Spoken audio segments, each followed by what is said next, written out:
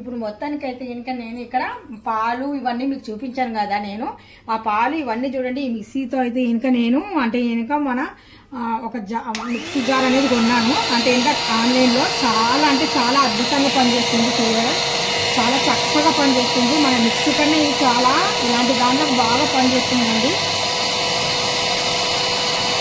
ఇందులోనే దున్ను పౌడర్ వేసాను, దున్ను మామూలు పాలు వేసాను. ఇవి రెండు మిక్సింగ్ చేస్తున్నాను.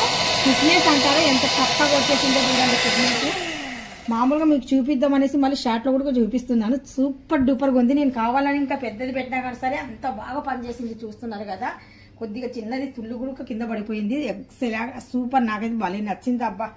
ఇది కూడా ఆన్లైన్లో ఒకరు కొన్నారండి. Thank you so much. ఇందాక చెప్పినట్టు కొన్నాను. Thank you so much.